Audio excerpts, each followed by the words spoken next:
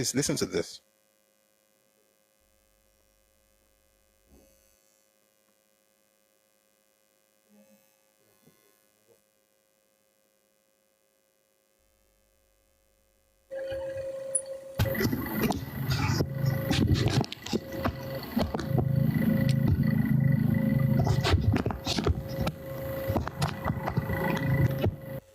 Hello, I hope everybody.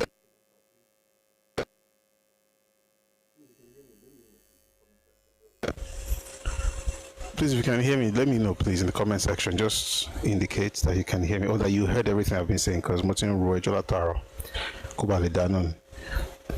Please, can you hear me? Please, just let me know whether you're on Facebook, on YouTube, or on TikTok. I hope. No, Jesus is Lord. Perism. Wow. Again, I think TikTok, for some reason, is just misbehaving these days. I apologize to everyone. You just are hearing now. Wow. Wow. Sorry about that. I really apologize. I've been talking for a bit. Maybe like 7 minutes or so. Anyway, I'm glad we eventually caught it. Thank you for the feedback. All right, good evening, everybody. Lovely to be here. It's a beautiful Tuesday evening right here, straight from Nigeria, and it's good to have everybody join us. Thank you very much for being here. Wherever you are in the world, thank you for being part of today's session. So as you know, Tuesdays we don't usually come on camera, we listen to recordings. So today we're going to be listening to one of the sessions we had a while back. It's called "Did IBB Confirm or Reject the Igbo Coup Narrative of 1966?" That's a mouthful. So the shorter version is IBB on the 1966 coup, Igbo or not. And the reason this is important is because ever since he published his book, that's General Ibrahim Badamasi Babangida, ever since he published his book, a lot of people have gone to town with different narratives, saying things like, oh, he said, we didn't do this, and you guys said we did it, and things like that. And to be honest, one of the things I've noticed about Nigeria's history is that people don't really, recommend books or quote books because they have read those books. They usually quote those books because, one second.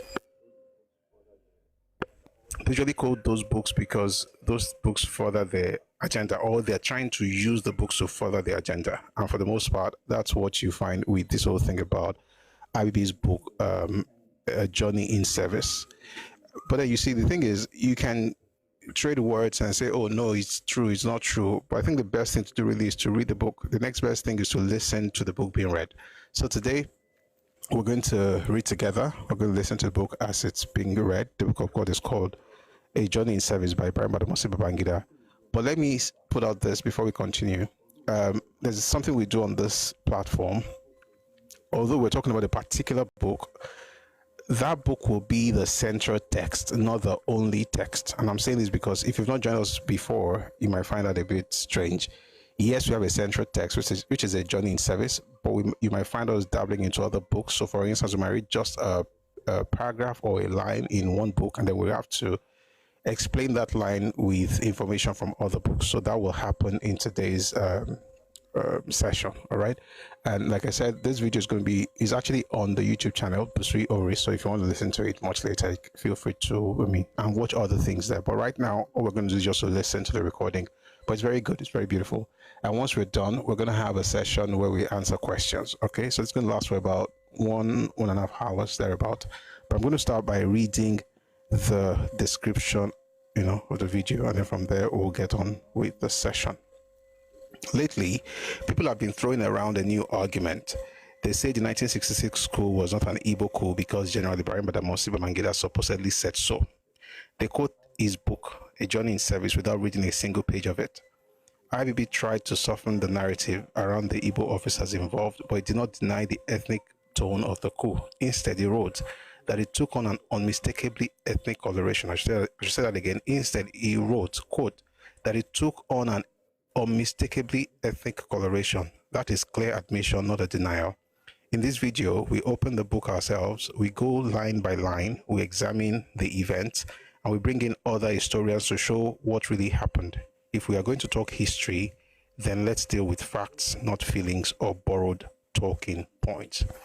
Here's a video, IBB on the 1966 Coup, Igbo or not. Please take a listen. Please, while you're listening, kindly power tap, like the live on YouTube and Facebook. Please like and share.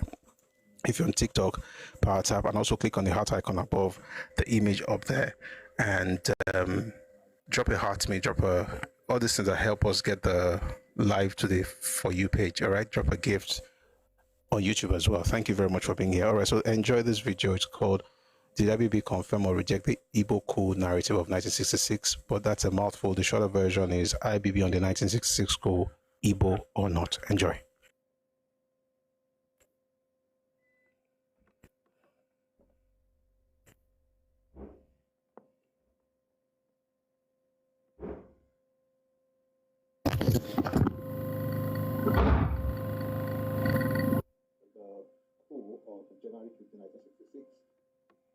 The coup of January 15, 1966. Then I met the coup of January 15, 1966.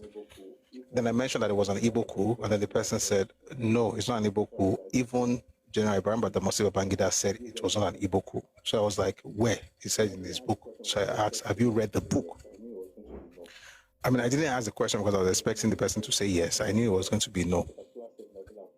Because when you read the book, that's not what he said. But it's a particular statement that people have, gone to town with.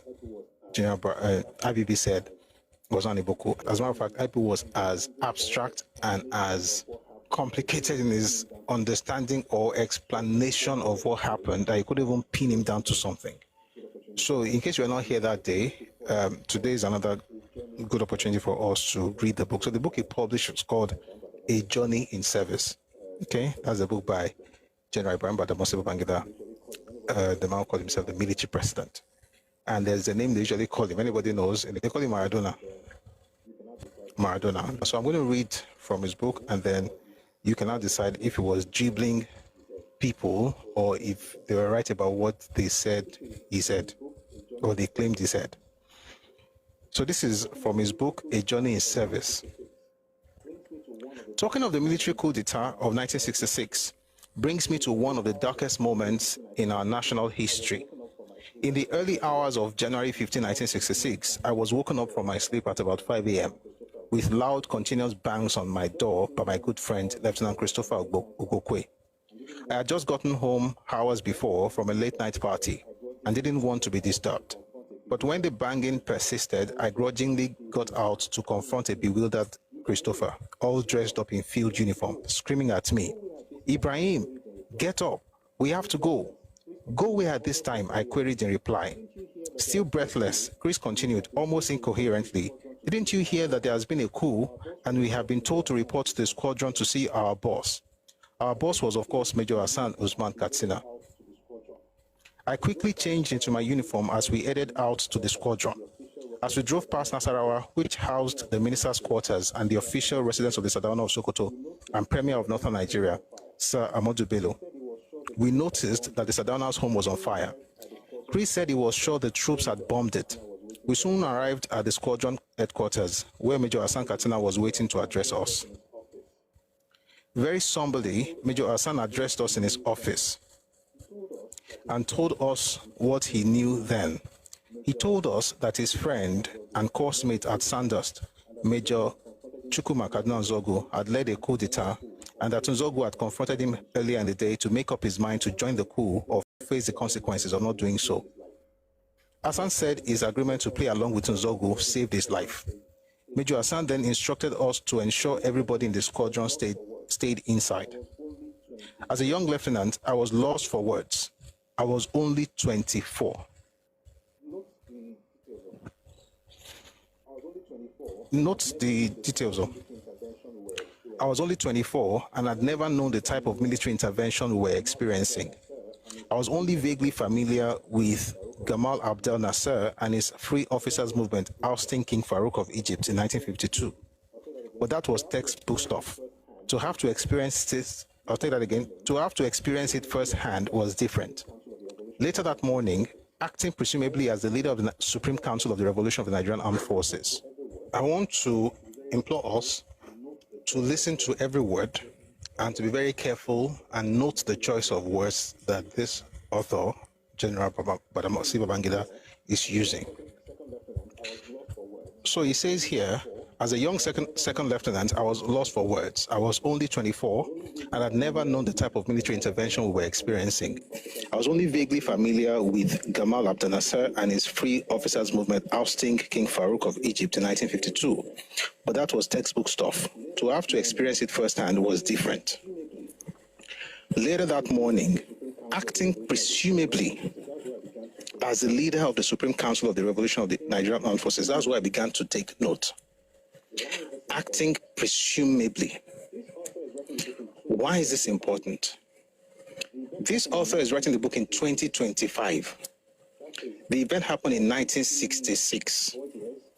That is about 60 odd years. About 60 odd years, right? 59 is almost 60. So are you saying that in 59 years, you don't really know what has happened to the point where you are now saying in 2025, presumably he spoke as the leader of the Supreme Council? Leader of the Supreme Council. That's where I began to take note. Acting presumably. Why is this important? This author is writing the book in 2025. The event happened in 1966. That is about 60 odd years. About 60 odd years, right? 59 is almost 60. So are you saying that in 59 years, you don't really know what has happened to the point where you are now saying in 2025, presumably he spoke as the leader of the Supreme Council? Of course, he was not the leader of the Supreme Council, and he did not call himself the leader of the Supreme Council. By the way, just so in case I don't want to confuse us, let me read to you his speech. He was referring to the speech that Zogu gave, but it's important for us to, since we are having a conversation on that matter, let's look at the script, the speech that he gave. By the way, that speech that Zogu gave is actually one of the reasons people thought it was one that led the coup. But if you say presumably in 66 or 67, I will say, okay, maybe you don't have much information. But after this many years, you are still using the word presumably. Maybe you're trying to dribble us. Give me a second. Let me look for the speech. The point I'm trying to make is that he didn't claim to be the head of the Supreme Military Council. And to use the word presumably in 2025 is actually a bit dicey. Now, let me read the speech. In the name, this is what Zogu said in 1966. In the name of the Supreme Council of the Revolution of the Nigerian Armed Forces, I declare martial law over the northern provinces of Nigeria. The constitution is suspended. But why is he talking like this? Because he was in Kaduna, the base of the northern region. And whatever he was saying to the people in the northern region. And it was the one who coordinated the coup in the northern region. By the way, this is a question in one of our upcoming, game shows. He was not the one who led the coup. It was one who coordinated the coup in the north. Someone is in the south. Let me not say it now because I want you to think about this when we ask that question during the Domin Republic. All right. So this is. Let me just read the speech in case you have not heard it before. This is Cardinal Zogo. In the name of the Supreme Council of the Revolution of the Nigerian Armed Forces, I declare martial law over the northern provinces of Nigeria. The constitution is suspended and the regional government and elected assemblies are hereby dissolved. All political, cultural, tribal, and trade union activities, together with all demonstrations and unauthorized gatherings, excluding religious worship, are banned until further notice. The aim of the Revolutionary Council is to establish a strong, united, and prosperous nation, free from corruption and internal strife. Our method of achieving this is strictly military. That is when they tell you that they're trying to bring in a civilian person to come and lead the government. It was going to be it's a lie. You will not find it in any book before 1967. The first time that statement came out was in 67, more than 1 year after the fact. And when they tell you, go and read Ademulegun, he did this, sorry, what's his name? Ademoyega, go and read Why We Struck. Ademoyega did not say that in the book. I've read the book. They only mention that not because they've read it themselves. They mention it because the author is Yoruba. And they are telling you that if the author is Yoruba and it was part of the coup, that means you don't ask any questions. So when they tell you to read that book, they haven't read it themselves. So he's saying here that our method of achieving this is strictly military, but we have no doubt that every Nigerian will give us maximum cooperation. In other words, there was no civilian involvement in the plan they had. It was strictly military. And that much you will find if you read the book by Wale Ademoyega, Why We Struck. It had nothing to do with the civilian government. Anyway, the reason I came to this stuff is not to read the entire thing. It's just to show us what he said when they, went on this, shall I call it, adventure. He did not call himself the head of the Supreme Military Council. And I think it was not too cool that Babangida will be writing in 2025 and use the word presumably. Now, if you didn't catch that, many things that he's saying may start flying over our heads because a lot of presumptions, but later that morning, back to IBB's book now. Later that morning, acting presumably as the leader of the Supreme Council of the Revolution of the Nigerian Armed Forces, Major Nzogu addressed all officers in Kaduna at the brigade headquarters. Looking quite ruffled in his bandaged neck and left arm, Nzogu, in a speech in which he referred to us as comrades, informed us that the military had taken over the government of Nigeria and that he had secured northern Nigeria in the name of the Supreme Council of the Revolution. He then appealed for cooperation and understanding from all the officers present. At a subsequent press conference, Nzogu elaborated on what he described as Operation Damisa.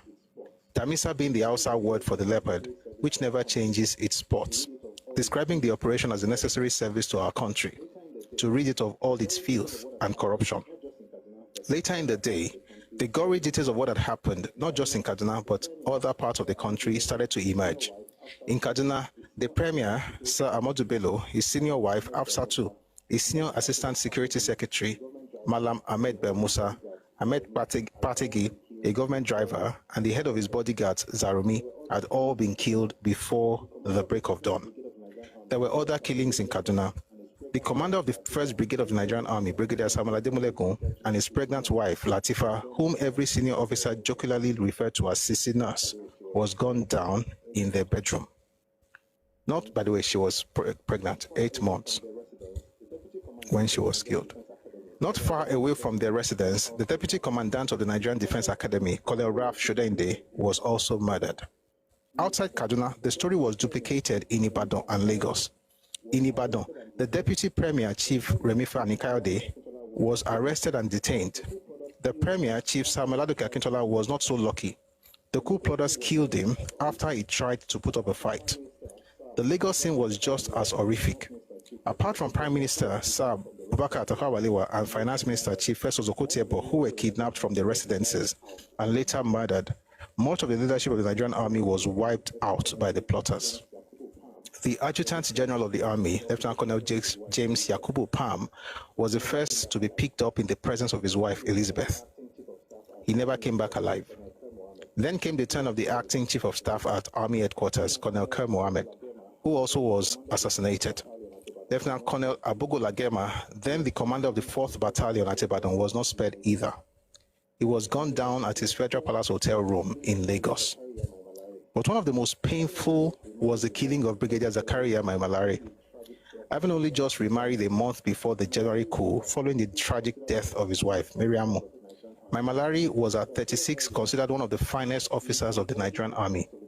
As I stated earlier, he embodied the best of the military: discipline, courage, service, respect, integrity, and enduring leadership skills. As the commander of the Southern Brigade, he had all the fighting forces of the battalions under him, the Field Artillery Corps, the armored and mechanized squads. It was said then that Maimalari could mobilize the entire brigade to fight back in the event of a foreign attack. That was how important his position was at the time. The coup plotters knew that he needed to be eliminated for them to succeed. He initially escaped the mutineers when they struck at his 11 Thompson Avenue residence at Ikoyi, Lagos. But when from his hiding place in the shrubs around his home, he spotted his chief of staff, Brigade Major Emmanuel Ifajuna, driving past. He came out of hiding, believing he was safe. Unknown to him, Major Ifajuna was one of the plotters. Almost instantly, Malari was gunned down by his chief of staff. What he's saying basically is this, and I've read it before, we're not going to spend too much time on it, but it's important to mention it. Malari was escaping. You know, the Mokafo, some of them have tried to gun him down in the house. Yeah, they escaped. He was hiding in the shrubs around his house.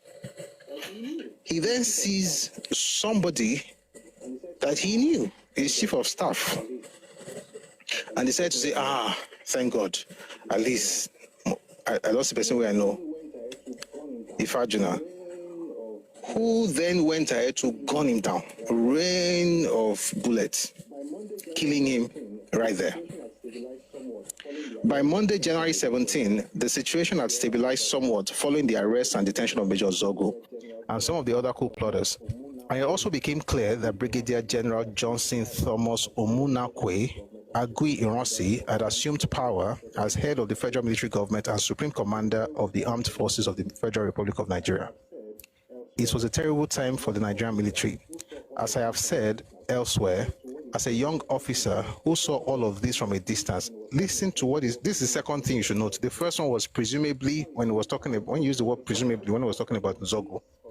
Now he's saying as a young officer who saw all of this from a distance.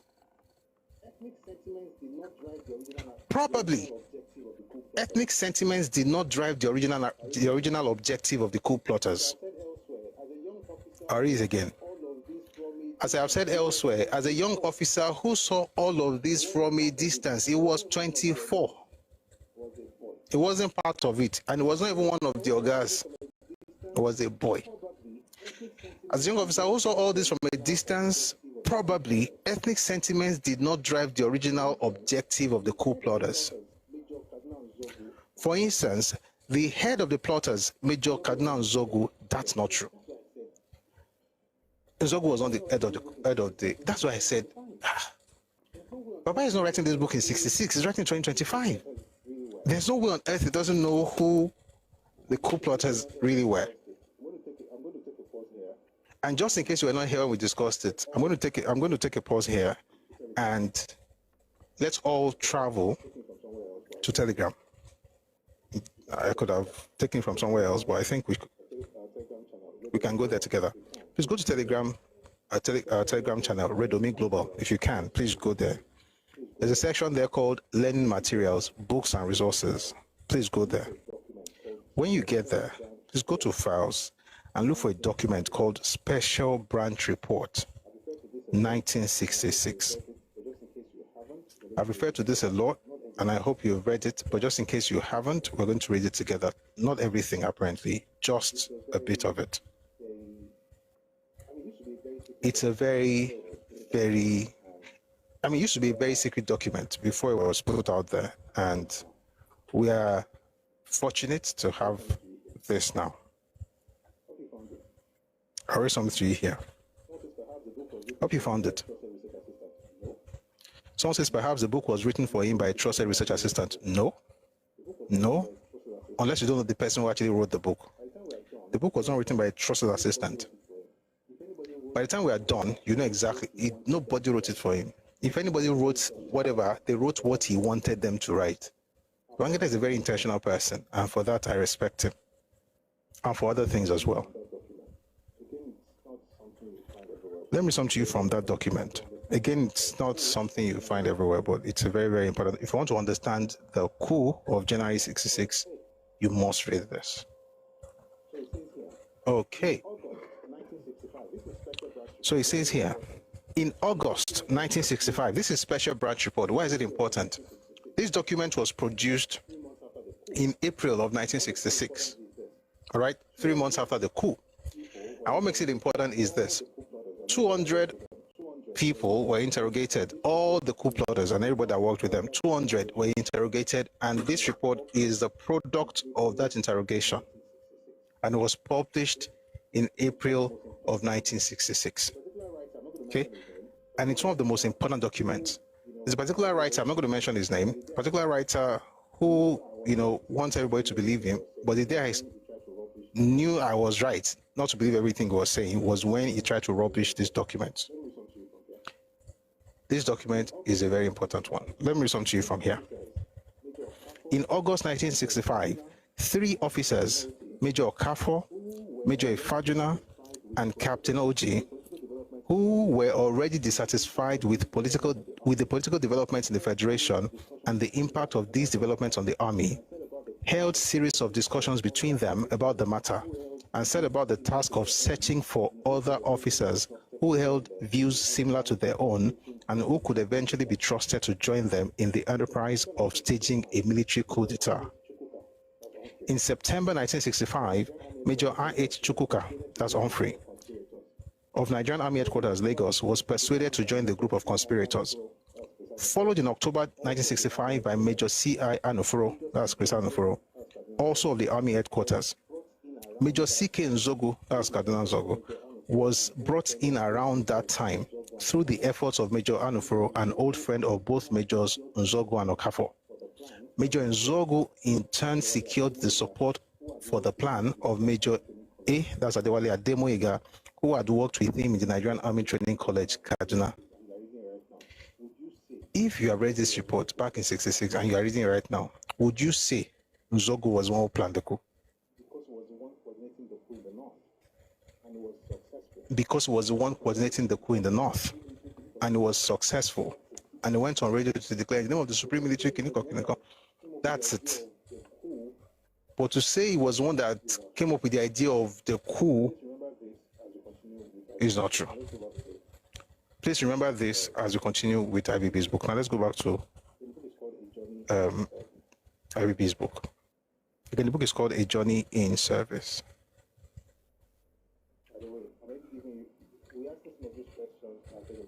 By the way, I'm already giving you, we're asking some of these questions at Redomi Republic.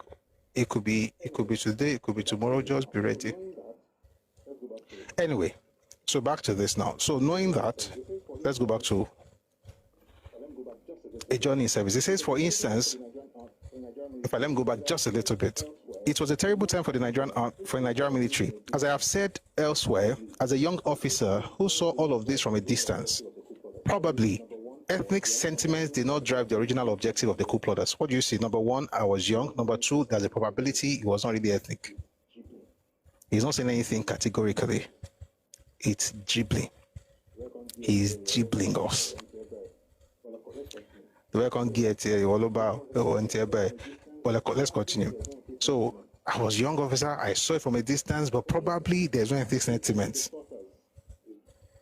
For instance, the head of the plotters, Nzogu, was not the head of the plotters. I want to stop to say something again. I put something out the other day, and an elderly man, of course, I don't know him, but of course I respect his age, said something like, I was there, and I was like, Chief, just because you were there, I respect your age as a person, but just because you were alive when certain things happened doesn't mean you know what happened. Listen, I watched an interview, someone sent me an interview last week from a person who, they said fought in the Biafran War. He was talking, it was wrong. It was wrong, very wrong. What did you do? You carry gun and you were a foot soldier. You didn't know what happened behind the scenes. You were not part of the conversations. You don't know why you were doing what you were doing. You were doing what you were told to do. You don't know what happened. You know what you saw and what you were told. Why they told you that thing, you don't know. That's why even you have to study what happened. You can't say because I was there. There are many things happening today. In the next 15 years, your children ask you what happened. Because you're alive now doesn't mean you understand what happened. It doesn't mean you understand. It doesn't mean I don't want to give an example now. But what I'm saying basically is that just because a person was alive does not mean they get it. There are things happening today we don't understand. Our children will ask us in the next 5, 10, 15 years. You probably have to study to get it. But this is not in any way to disrespect old age, because old age also comes in handy. They're able to explain it because they have other things happening around that you don't know. So when the elder, if the elder, I consult the elder for for what he can also add to the conversation. For instance, there's certain things that happened that he saw, and then you can add that. But you can't say because of what he said. One of them this one is actually a baby. It's like a toy. It says, were you there? Ademo that was part of the coup. Have you read his book, Afam Charles? I know that's not what you would do, because nobody's going to pay you for it. If you're not paid, you can't read. And when you read, you only read receipts. Ademo book is here. I even have a number of his books. I have a number of copies. If you want, I can send it to you free of charge, I promise, right now. I said it earlier, and I know someone like this is going to come. They use that name, Ademo, not because they read his book. They only use the name because it was Yoruba. Have you read the book? You haven't. So the way it works is you will read the Yoruba perspective. You read the Hausa perspective. You read the IBB perspective, the South folks in the South. You read their perspective. You read the Yoruba perspective. You read the Igbo perspective, of course. You read the American perspective, the British perspective. You bring everything together. And I can say this. I don't think you can read anything less than 20 books to really get a very good grasp of what happened. You may have to read more, but I'm not saying I have read 1,000 books, but the history is very complex, and you want to really know what happened. I don't think this is just my take. You may not agree, and that's okay. But I don't think you can read anything less than 20. Even if you don't read the full books, I like bits and pieces, like pages here, chapters here, pages here, chapters here, full book here. I don't think I can read anything less than 20 or 24 or 30. But if you start with just start with one. Start with one, then move to the second, the third. The more you do it, the more because when you're reading something, this one will refer you to something else. So then you read something else, and then you go from one to another. Before you know, you're able to bring those things together, and then you have a better understanding of it. Not so that you can shout, hey, it's your fault, but at least you can understand it from different perspectives. Sometimes it also helps to speak to the elders who were there at the time, not because you think they have all the information, because they don't. But they have something that I don't. So I'll take that as well. I'll add to it. I've had to interview, like I think I mentioned the other day, I interviewed an 80-year-old man in last December, who told me some things about the war Igbo. And I got that. I did it. What he told me, I couldn't find it in some of those books. So you have to find a way to, put these things together. I said all of that to say that IBB was there, and the statement he's making here is wrong, even though he was there. It doesn't mean there's nothing else that he knows that is right, though. There are many things we can learn from him, but on this particular topic, he was wrong. And he's wrong. He's not the head of the plotters. Nzogu did not lead the plotters. Nzogu was actually brought in around October of 65. The people who planned the coup started the planning in August of 65. And the three people, Ifajuna, Okafo, and Oji, those three brought in Chukwuka. Then they brought in Anufuro. Chris Anufuro brought in Nzogu. Nzogu brought in Ademwega. Ademwega was the last to join. And there were 7.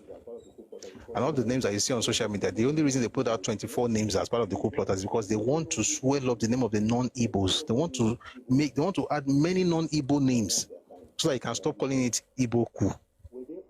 Number one, they are lying. There are only 7. Were there others who followed them to execute the coup? Yes.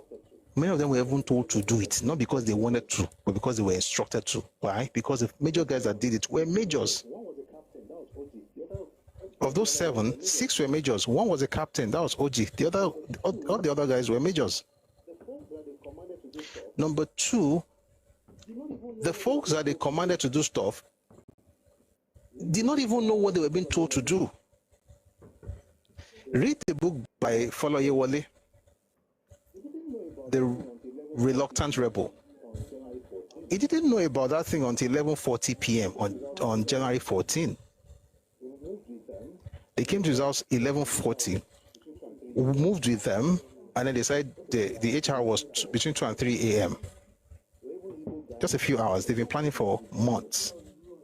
There were even Igbo guys that were part of the execution that did not know. E.g., the guy, you find it in this book by Benguli, Nigeria's 5 majors. The guy that Adewale Ademo got told to stay at the P&T. The man was positioned there till dawn. He didn't see anybody come, give him any other instruction. He went home. It was after he got home that he was arrested as being part of the coup. He didn't even know, and he was Igbo. So all this one that people are adding names, they're all deceiving themselves. It's an Igbo coup, not because of the plan. I've talked about it several times. We're going to go back into the coup thing. This is the first thing we're discussing. Go deep on Friday. It was an Igbo coup, not just because of the planners. And we've said it several times. There are 3 criteria that I use. Number 1, the planners of the coup. Number 2, the victims of the coup. Number 3, the beneficiaries of the coup. When it comes to the planners, of course there were majorly Igbos. But I can excuse that. Why? Because there were we had more Igbo officers anyway. So I can say, just coincidence, although it isn't, but let's just say it's coincidence. Again, it isn't. It's actually a very major factor. But let's just assume that, then you look at the people that were victims of the coup, everybody but Igbos. Look at the people that were beneficiaries of the coup, Igbos but everybody. Igbos and no other person. We'll get into all of those things. We're going to go back to the coup matter starting on Wednesday. But let's finish this one. So I'm just correcting that statement that Nzogu planned or led the coup. Nzogu did not. And by the way, when an Igbo person says, hey, Nzogu is not Igbo. Number 1 is Igbo. He's already Igbo. Number 2, they say that he's not Igbo because they are assuming that you're going to say he was the one that planned the coup. Guess what? He's not the person, but there are 3 others, 3 major planners that started this whole thing. And the 3 of them were Igbos. Does that mean your ethnicity is at fault? No, until you claim that anything against one is against all, which means that you are primitive. In other words, a person can do something wrong, but I can't talk about it because you're making it look like it's all of us. When we talk about the Northern Counter Coup of July 29, 1966, does that mean that everybody in the North planned the coup? No. Do we not call it Northern Counter Coup? We do. People should grow up. Anyway, let's read a few more things here. Born and raised in Kaduna, his immigrant parents were from Opanam in today's Delta State. In fact, let me go back just a bit. For instance, the head of the plotters is not. Major Kaduna Nzogu was only Igbo in name. Born and raised in Kaduna, his immigrant parents were from Opanam in today's Delta State, which in 1966 was in the old Midwestern region. Nzogu spoke fluent Hausa and was as Hausa as any. He and his original team probably thought, even if naively, that they could turn things around for the better in the country. That is correct. To say that was very to say it. Nzogu, Ademuega, those 2 were revolutionaries. How do I know? I read the speech that Nzogu delivered on Radio Kaduna, and I read the book that Ademuega wrote. Those were revolutionaries. The others, not so much. The others were executing an Igbo coup through and through, particularly the first 3. Why am I saying this? Again, first major people that planned the coup, Ifajuna Okafor Oji. Read a book by Bengule. He said in that book that Okafor and Oji were treacherous. You know what? It's not today, but I've got to, now that I've mentioned, I like, 1 second, yeah.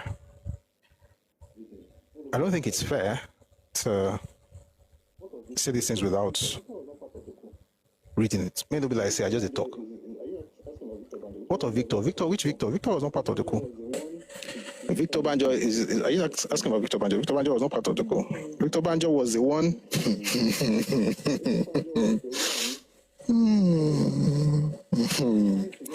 Victor Banjo was the one who was trying to get officers to work with Iransi. He was the one doing One Nigeria.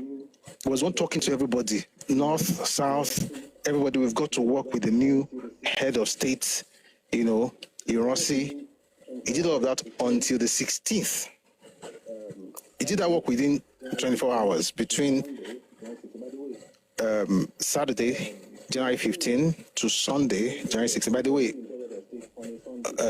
Iransi was made head of state or made himself head of state on a Sunday. Anyway, he did all of the running around between Saturday and Sunday. By Monday, that same Iransi ordered him arrested. And that's why I tell people, Iransi did not stop any coup.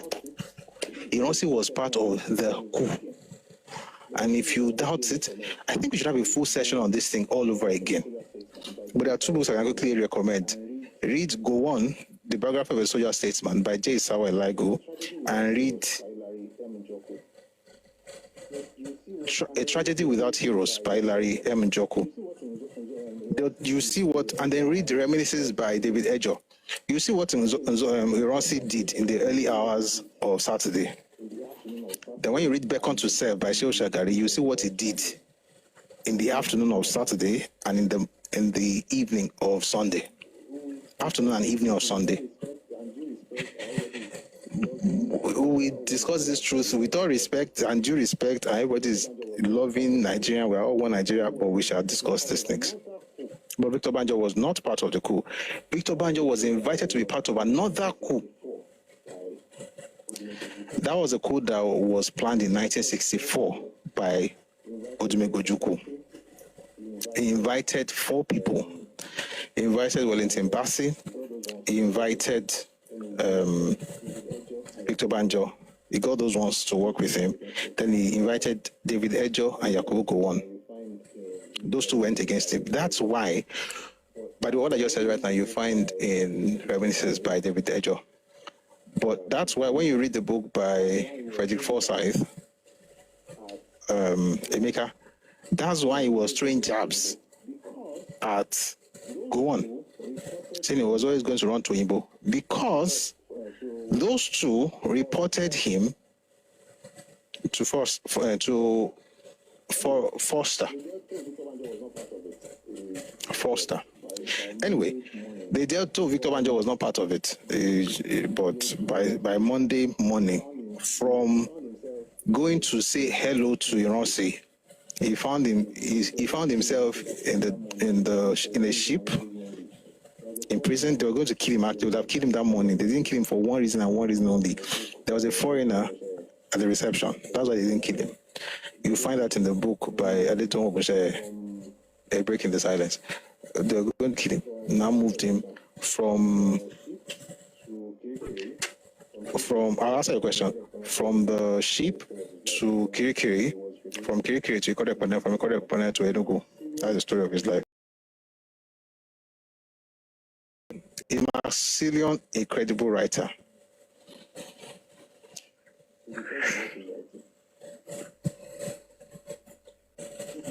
It depends on what he's writing. He's not a bad writer. He's not a bad writer.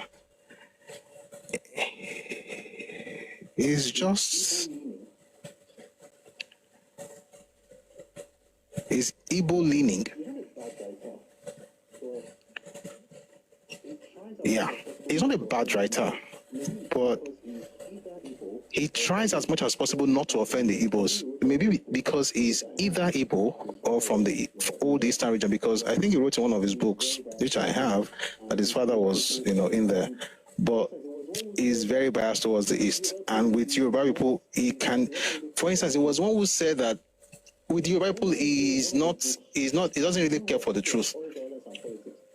I remember reading one of his books, I don't know if it was Oil, Violence and Politics, when he said that it was the crisis in the Western region that led to the coup of 66. I was like, how? Like this guy that does this on TikTok, as how?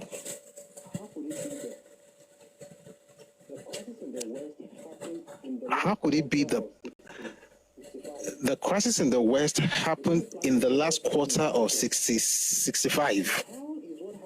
The people planning the coup started planning in August. How is what happened in October the one influencing what happened in August? Is your calendar upside down? So essentially, and this is one who also doesn't like special branch report. Afam says you can never know the aim of the coup more than the coup plotters. Nobody apart from the plotters. That's why I say you should read. Chofishieni, Kawi, Afam, read. I'm telling you where to find the intentions of the coup plotters, but you are not listening because on the folk like back barrel. Read. You want to know the intention of the coup plotters? I'm telling you where to find it. Jesus is Lord. Do you like Olusegun Obasanjo? Read Nzogu by Olusegun Obasanjo. Start with that one. I haven't mentioned that you can get a free material on Radio Me Global. Right now, if you go there, you find it. It's not a document that's very popular, but it's been out for a bit. We're telling you what the coup plotter said, yet you are saying you cannot know it unless the coup plotter. Who planned the coup that was part that have written a book? Ademo wrote a book, Why We Struck. Have you read it?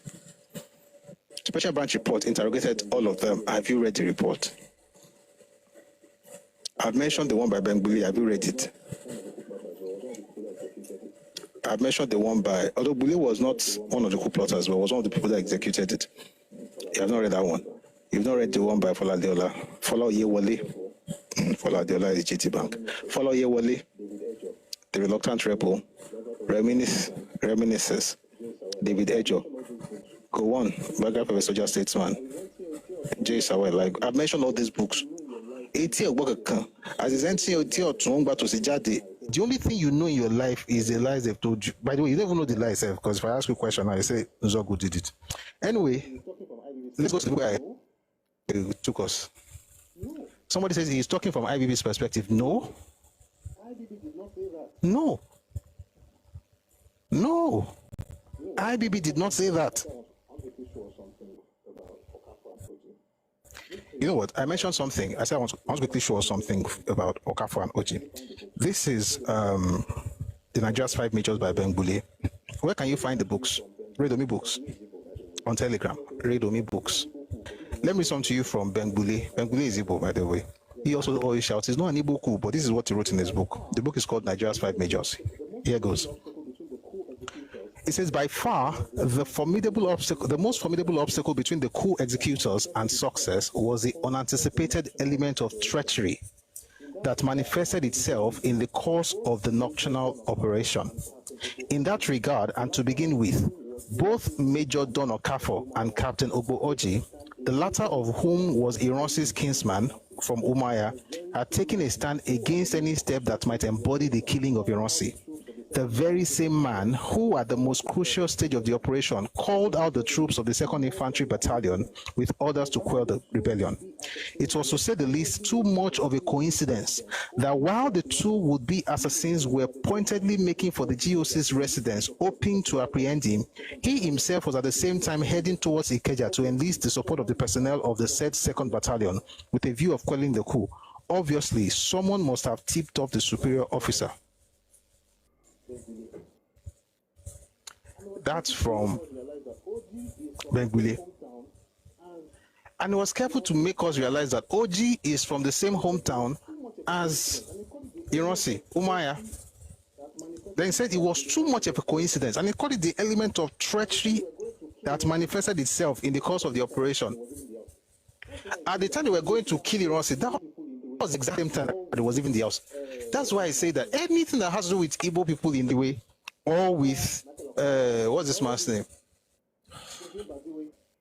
Michael Okwara, or with Kingsley Badiwe, or with Nwaforizu. Anything that I can tell you the excuses they gave for each of these people.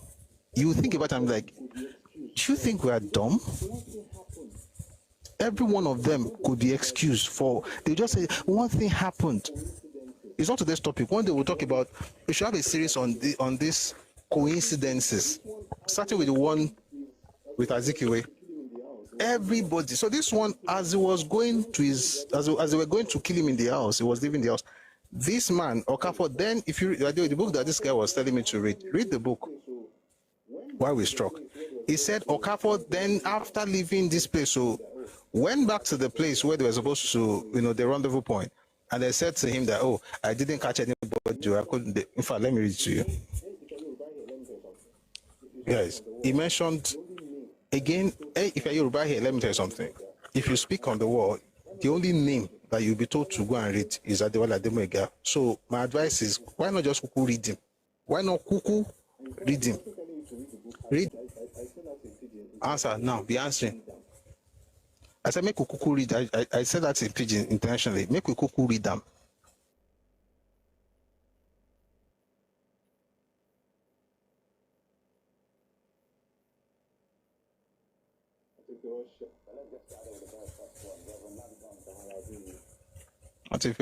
But let's get started with the very first one. Reverend Laditon's.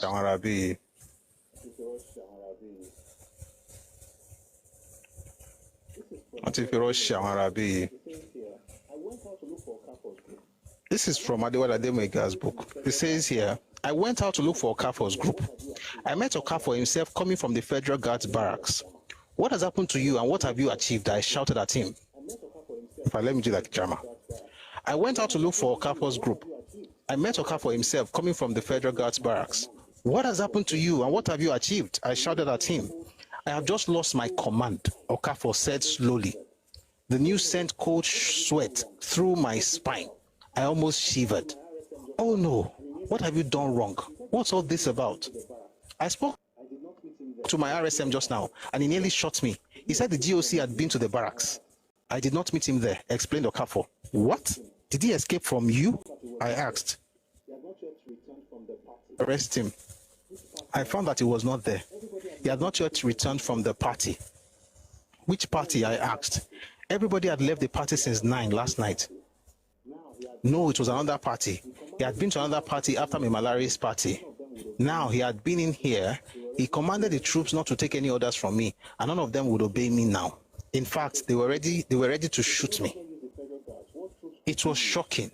It was horrible. If we could no longer use the Federal Guards, what troops could we use? Where were the men? Which was the force to rely upon? Why was it that your own group did not achieve anything? I asked Okafor. No answer. I returned to the main group at the officers' mess. Okafor came along with his bad news that General Ironsi had not been found at home when he went there. He was said to have gone to another party after Mimalari's. You know what? I could go to what happened after that party in the book called Go On, the biography of a social statesman. So he says, oh, but he had since surfaced at the Dodam barracks and succeeded in raising troops against us, claiming that he did not know what was happening. What if I told you that at this point, he had not even raised any troops against them? Nothing happened until past 5. And it happened at the behest of Go On, not of, what's his name? Irasi. But it's not today's topic. Ayabala and Sheyi will go back to the real topic. The real thing we want to discuss today is just IBB's book. But please, Afam, just calm down. Don't mention a book that you have not read. God bless you. Back to IBB.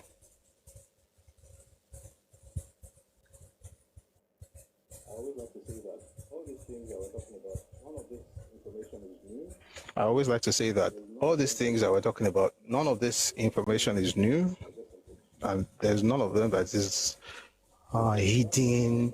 They're just in books. All right. So he says, back to IBBs now. For instance, the head of the plot as Major Kaduna Zogbo was only Igbo in name. Born and raised in Kaduna, his immigrant parents were from Okpanam in today's Delta State, which in 1966 was in the old Midwestern region. Nzogu spoke fluent Hausa and was as Hausa as any. He and his original team probably thought, even if naively, that they could turn things around for the better in the country. That's what I was saying earlier, that if you really want to be objective, you would most likely arrive at this conclusion that Nzogu was revolutionary. He was not he was not about an ethnic coup. He was not doing any Igbo coup. Himself and Ademoyega. And you can tell from 2 books and 1 resource you can find online right now. The resource you can find online right now is his speech on January 15 in Radio Kaduna. Read that speech. Read the book by Olusegun Obasanjo on Ozogo. Then read Adewale Ademoyega's book, where he also described Ozogo and what his own plan was, or what their plan was while we struck. Put all those things together. He was a revolutionary. But that does not mean the coup was revolutionary. The coup was an Igbo coup. But let's continue. That said, it was heinously callous for Nzogu to have murdered Sir Ahmadu Bello and his wife Hafsatu, because not only were they eminently adored by many, but also because they were said not to have put up a fight. From that moment, the push was infiltrated by outsiders. IBBO. From that moment, the push was infiltrated by outsiders to its supposed original intention, and it took on an unmistakably ethnic coloration, compounded by the fact that there were no related coup activities in the eastern region. Who is talking? IBB. I'll read to you again what he said. You remember I said, oh, I was a young officer. Probably ethnic sentiments did not drive the original objective. But from the moment Nzogu murdered Ahmadu Bello, it was infiltrated by outsiders to its supposed original intention, and it took on an unmistakably ethnic coloration, compounded by the fact that there were no related coup activities in the eastern region. Nothing happened in the east. He's saying he took on an unmistakably ethnic coloration. What does that mean? It was an Igbo coup. Who is talking? IBB. The same book that people are shouting, they said it was not. That's what he said. He said, if you really think about it, the original intention may not have been ethnical, but at some point, it was infiltrated by outsiders to his supposed original intention, and it took on an unmistakably ethnic coloration, compounded by the fact that there were no related coup activities in the eastern region. There were 5 capitals in '66 and 1 place of interest: Lagos, Ibadan, Kaduna, Enugu, and Benin. 5 capitals. The place of interest is Calabar, where Awolowo was being held. Things happened. There was action in Lagos, Ibadan, and Kaduna. Nothing happened in Benin. Nothing happened in Enugu. Guess what those 2 places have in common? An Igbo premier. Calabar, nothing. Crickets. IBB said it took on an unmistakably ethnic coloration. I didn't say that. When they see, anytime they mention a book, read it yourself. Let's continue. It should, however, be borne in mind. Listen to, again, IBB is a dribbler, fantastic footballer as far as these things are concerned. So see what he said. It's not really that, but it was unmistakably ethnic. But, what's the but? Listen. It should, however, be borne in mind that some senior officers of Igbo extractions were also victims of January coup. No, that's a lie. There was an officer, Arthur Negbe, who was a victim. He was a quartermaster. And that's why this man did not mention any name. IBB. Why? Because he's dribbling us. He says, it should, however, be borne in mind that some senior officers of Igbo extraction, who, no names, were also victims of the January coup. Who? No names. For instance, my erstwhile commander at the reconnaissance squadron in Kaduna, Lieutenant Colonel Arthur Chinyelu Unegbe, was brutally gunned down by his own brother in quote, Major Chrizano Foro, in the presence of his pregnant wife at his 7-Point Road residence in Apapa for merely being a threat to the revolution. Here's the issue. He mentioned Arthur Unegbe, but he didn't give us the names of the senior officers of Igbo extraction. For the Yorubas, Ademulegun and his wife, and the other person, Rashidende. For the north, 4 people were killed. Memalari was killed, Kar Mohammed was killed, Lagema was killed, Pam was killed. For the east, cricket. No, it wasn't a senior officer. It says, bear in mind that senior officers of Igbo extraction were also victims. We don't have those names because they didn't exist. So it then says, as a disciplined and strict officer, who as the Quartermaster General of the Army was also in charge of ammunition, weapons, equipment, vehicles, and other vital items for the Army, the coup plotters feared that he might not cooperate with them. It should also be remembered that some non-Igbo officers, like Major Adewale Ademoyega, Captain Ganiyu Adeleke, Lieutenants Fola Oyewole, and Olafemiyan took part in the failed coup. Again, this man is playing us. So let's quickly answer this. Did they take part in the coup? Oh, yes, they did. Were they part of the coup plotters? No, they weren't. How do I know? Let's quickly do something. Time's a low board. We'll see what we can do. I'll read some to you here.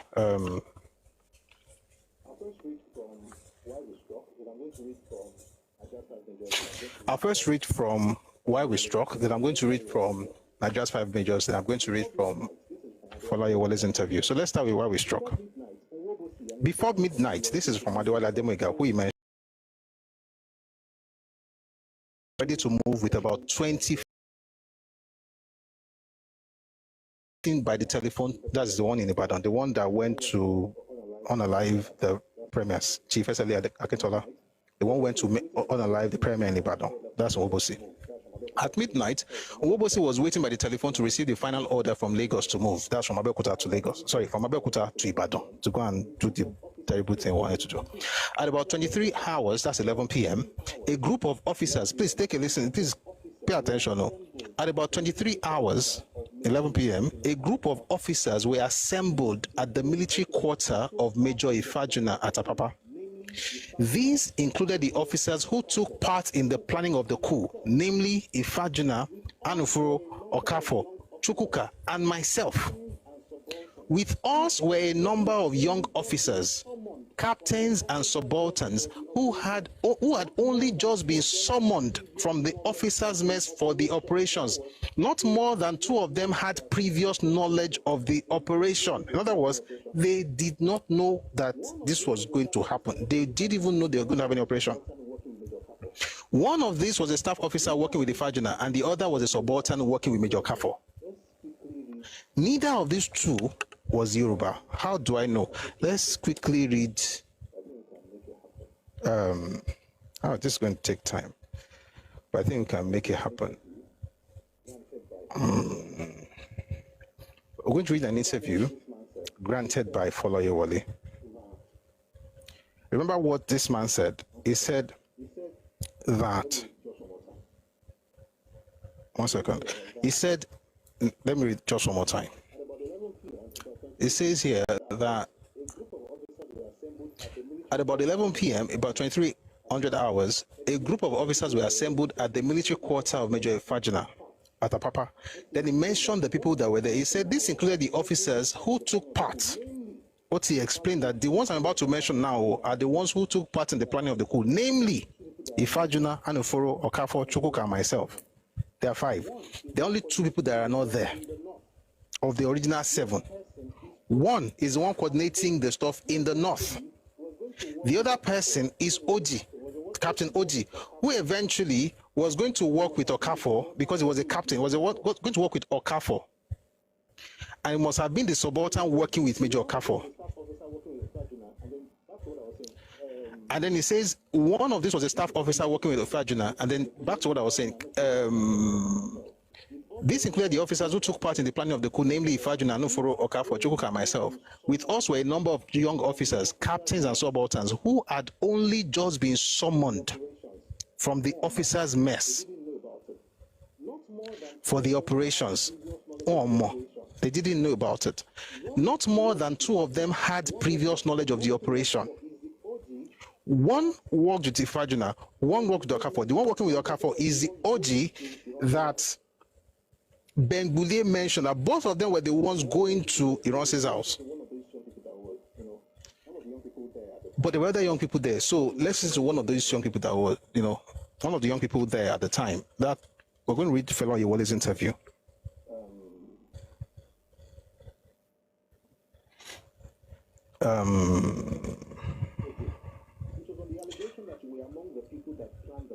Okay.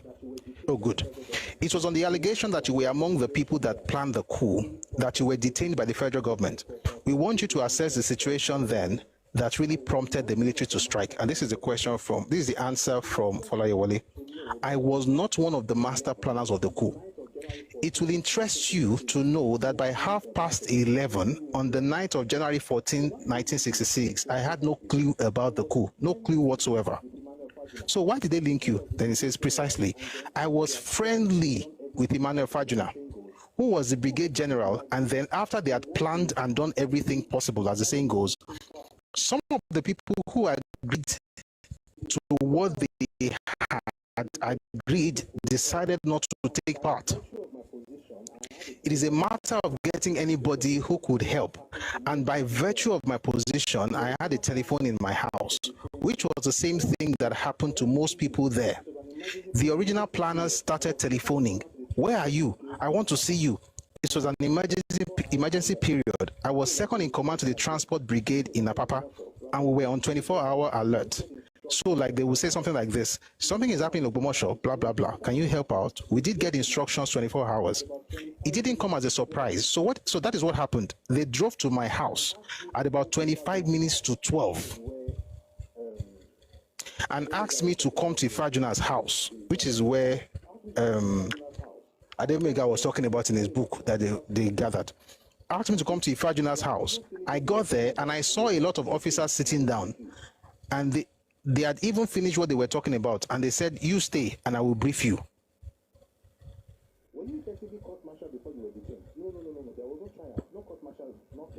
Were you effectively court-martialed before you were detained? No, there was no trial, no court-martial, nothing. I tell you, I got picked up before 8 o'clock on Saturday morning, and a group of senior officers interviewed me. I told them what I know, and they said, go and wait. That was the beginning of it all. He said there that he was picked up before 8 o'clock. Another person was picked up before 8 o'clock. Let's go and listen to that person. We're coming back to this book. We want to check out another person that was picked up before 8 o'clock. By the way, this one is not even Yoruba. So no go be like saying a Yoruba agenda. He said he was picked up before 8 o'clock. He didn't know anything. He was called at 11:35 p.m., 25 minutes to 12. For what they done they planned since August. This was January 14th. So I'm going to read from Bengbule's book. I found it. God is good. Bengbule's book, Nigeria's Five Majors. Take a listen to this. It says, one of such junior officers was Lieutenant Gibson Anyafulu of the Signals Apapa. According to him, he did not even know that the coup was in progress, although he was himself actively, if innocently, involved in its prosecution. Actively, if innocently involved in the prosecution. On the very night of the operation, at about 100 hours, that's 1 a.m., he was woken up by the BM of the 2nd Brigade, Major Ima Ifeajuna, and told to get dressed immediately because there had been an emergency, and hence the military push had coincided with Lieutenant Anyafulu's 6th week in the Nigerian army. He had therefore only little knowledge of the loaded Sten gun which Major Ifeajuna had thrust into his hands. In fact, he had not been amply acquainted with the mechanics of weapon handling as a whole. Later on, he was taken by Major Wale Ademoyiga to the P&T headquarters in Lagos Island, and left there with instructions to proceed to paralyze all the vital items of communication equipment inside the building. He set to work at once, without bothering to find out why. Indeed, without asking questions at all. Then, having completed the assignment, he did nothing else but wait for his superior officer to return. He waited long enough to become irritable. Finally, as dawn was breaking, he caught a bus back to Apapa. It was not until he was arrested shortly after his arrival at the officers' mess at Apapa that he realized he had just taken part in a botched-up military coup. What was his name? Anyafulu. Just like the other person, early in the morning, as he was getting home like this, they catch him.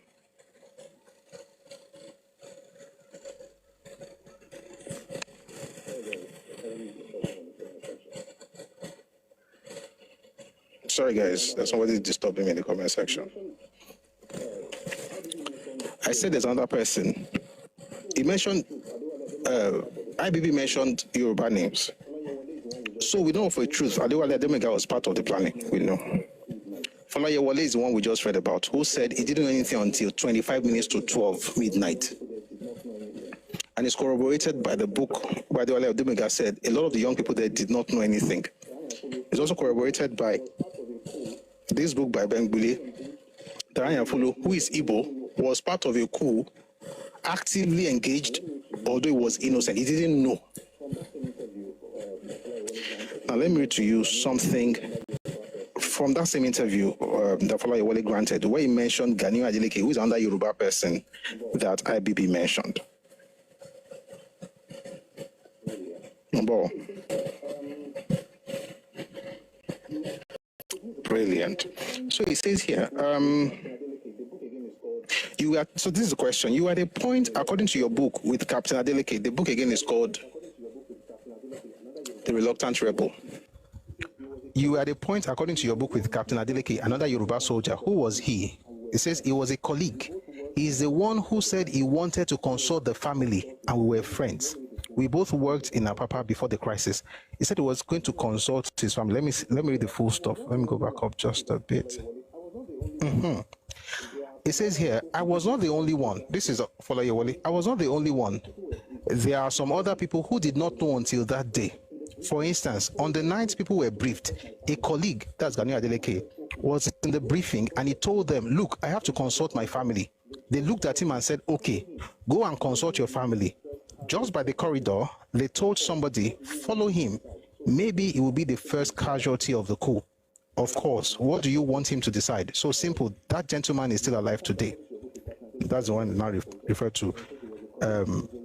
You were at a point, according to your book with Captain Adeleke, another Yoruba soldier. Then he says he was a colleague. He's the one who said he wanted to consult his family, and we were friends. We both worked in Apapa before the crisis. Back to IBB's book now. If you don't compare these things, there will be a handicap. The only Yoruba person that was part of it was Adeleke, and he did it for two reasons. Number one was that they were going to have this revolution and change Nigeria, just like Zogo, very idealistic. And one of the things they said then was that they were going to release Awolowo from prison. He wrote about that in his book. Only that by the time you read Special Branch Report of April 1966, there was no plan for Calabar. The person that was supposed to fly the helicopter, something happened to him. Even the one that was supposed to drive to Enugu to go and do the one in Enugu, something happened to him. Something always happens. One day we should have a session on the coincidences of the first school. The coincidences, like, and every coincidence had to do with the Easterners, not the Easterners, the Igbos. Every coincidence had to do with them. If you're an Igbo person here, this is not your responsibility. I'm not blaming you as a person. I'm just saying that if you read the Special Branch Report, it says clearly that there were civilians who were politicians who were involved in the planning of that coup. If you read the educated elite in Nigerian society, you will see the claim, the case that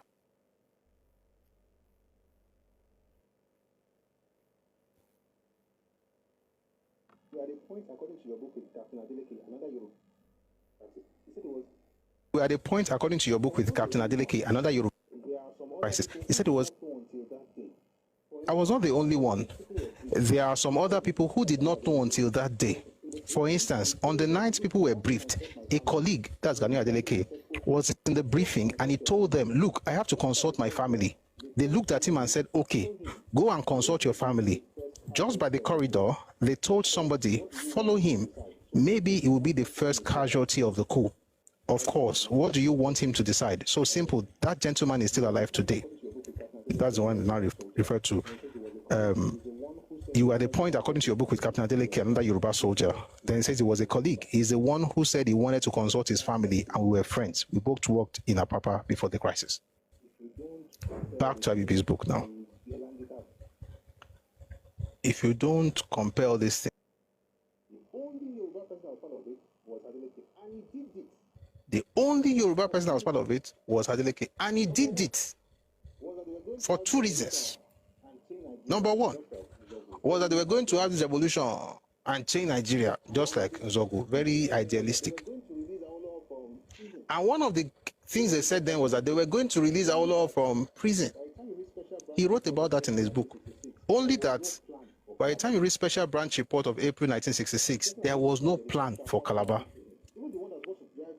The person that was supposed to fly the helicopter, something happened to him. Even the one that was supposed to drive to Enugu to go and do the one in Enugu, something happened to him. Something always happens. One day we should have a session on the coincidences of the first coup. The coincidences, like, and every coincidence had to do with the Easterners, not the Easterners, the Igbos. Every coincidence had to do with them. If you're an Igbo person here, this is not your responsibility. I'm not blaming you as a person. I'm just saying that if you read the Special Branch, but it says clearly that there were civilians who were politicians who were involved in the planning of that coup. If you read the educated elite in Nigerian society, you will see the claim, the case that was made for the coup by Igbo intellectuals. So this is not, I'm not blaming you, I'm just saying that in history, this group of people from your ethnic group have done terrible stuff. May God have mercy on all of us. Sure. Until you tell me that it's a Guinea marginalization, that's what I tell you, that don't bring Mark being a wow. Let's go back to the book now. So we're going back to IBB's book. It says it should be remembered that some non-Igbo officers like Adewale Ademega, Captain Ganiya Adeleke, Lieutenant Fola Oyewole, and Olafemi were already mentioned. Ademega was part of the coup plotters. Those that, and I've told you why he did it. Those other three did not know anything about the coup. They were coerced. And they were not the only ones that were coerced. Even young Igbo officers were also coerced. And one of them, we read about him in Bengule's book. The man's name was Ayanfulu. He was actively involved. He was dismantling and disengaging, disabling communication networks in P&T. He was doing it. I didn't know what part of a coup. Let's go back. So he says here, it should be remembered that they were not Igbo. Another officer of Igbo extraction, Major John Obiano, crushed the coup. This John Obiano crushing the coup. You know what? My father used to say something when he was alive. He says, anything worth doing at all is worth doing well.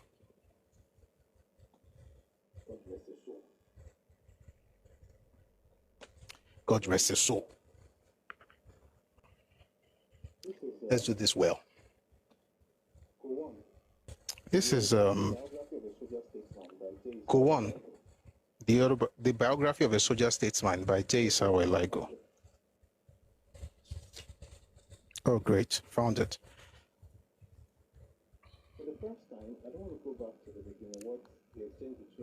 For the first time, I don't want to go back to the beginning, what the exchange between Gowon and Ironsi. But it says here, for the first time, the implications of Ironsi's statement at the party dawned on Gowon, and he became suspicious of Ironsi and even of his Igbo girlfriend, Edith. He later found that his suspicion of Edith was misplaced. However, given his suspicion then, he quietly dressed up and went to the battalion headquarters to see Ironsi. Ironsi then briefed him. In fact, let me just go back a little so that it gives us, so we have, congruence. After midnight on his way out of the party with Edith, Gowon remembers vividly having met the general officer commanding the Nigerian Army, GOC, Major General Agui Ironsi. General Ironsi's remarks are still verdant in his memory. Ironsi had told Gowon and Edith, well, have a nice time. You never know tomorrow. Yakubu then turned to his girlfriend and asked, did you hear what the general said? The girl said no. He then repeated the statement to her, and she retorted that she thought it was rude. Gowon replied that it was not only rude but vulgar, so they removed some of those words. Both of them then proceeded to Ikeja barracks, where Gowon was lodging. A few hours after their return, Gowon was woken up by a commotion at Ikeja barracks. He peeped through the window and saw Captain Martin Adamu, the battalion adjutant, from whom he inquired about the commotion. He was told that there had been a coup. Gowon became furious and chided the captain. Do you realize there is a coup? Why did you not tell me? He recalled much later that Captain Adamu looked very startled, and it seemed that the real implication, he recalled much later that Captain Adamu looked very startled, and it seemed that the real implications of what was happening had just dawned on him. He then informed Gowon that the GOC, General Ironsi, was at the barracks. For the first time, the implications of Ironsi's statement at the party dawned on Gowon, and I don't want to spend time on when he said, you never know tomorrow. That was a few hours before the coup started. About 2 hours, actually. But let's just continue.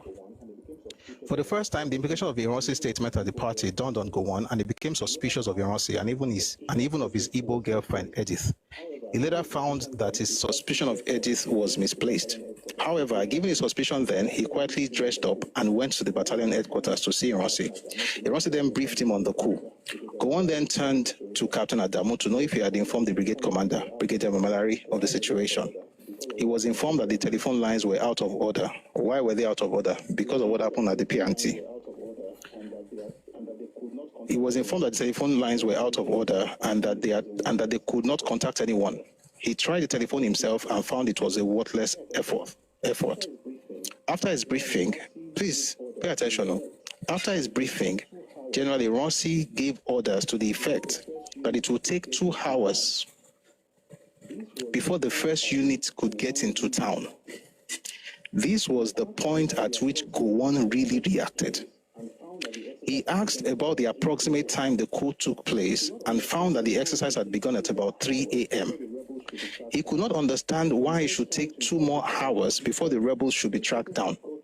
He then turned to his officers and tartly said, "These people have got 2 hours ahead of us, and we are giving them 2 more. I give every one of you 15 to 20 minutes to get ready." He then turned around to the general and said, "I am going." I don't want to go into what happened between him and Colonel Njoku, because if I do that, I would want to read down that book by Njoku, and there's no time. Here's the point. I don't even think people actually praise Gowon enough for what he did. Those who argue, back to IBB, those who argue that the original intention of the coup plotters was anything but ethnic refer to the fact that the initial purpose of the plotters was to release Chief Awolowo from prison immediately after the coup and make him the executive provisional president of Nigeria. Again, that is a lie. How do we know? Number one, in fact, I didn't explain something here. Let me explain it. When Gowon said, this was around 5 a.m., and Gowon said, and Ironsi said that they will be able to go after them after about 2 hours. What was he really doing? Was he trying to quell the coup or let the people get away?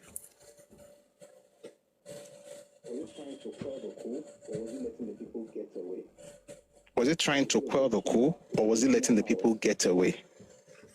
He said it will take 2 more. It will take 2 more hours. I don't know. I mean, whatever you think is fine. Your answer is as good as mine.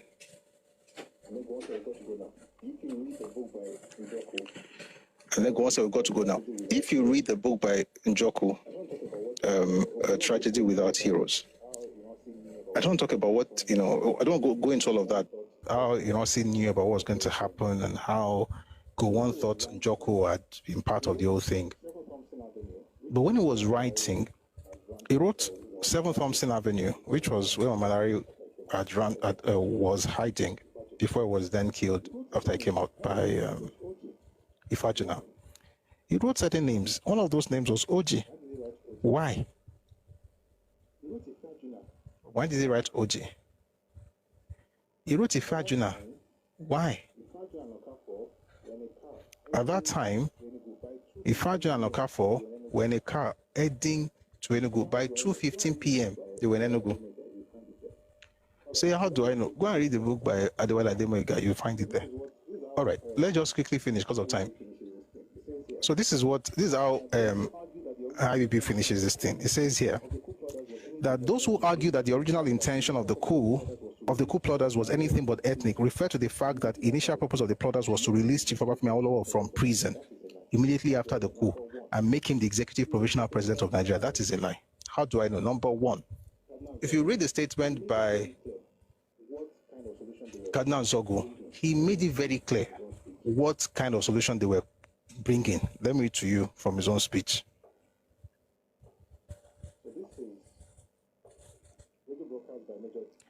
So this is radio broadcast by Major Chukwuma Kaduna Nzogu announcing Nigeria's first military coup on Radio Nigeria Kaduna on January 15, 1966.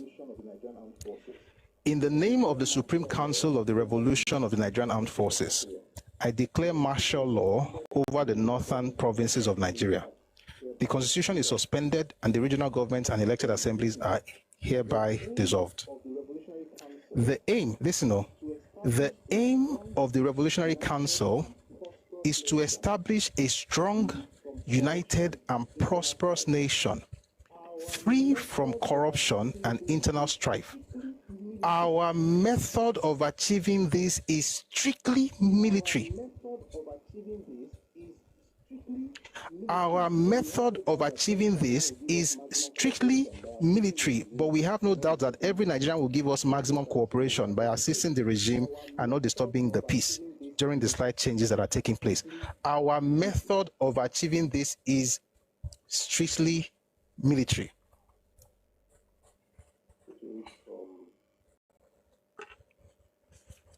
I'm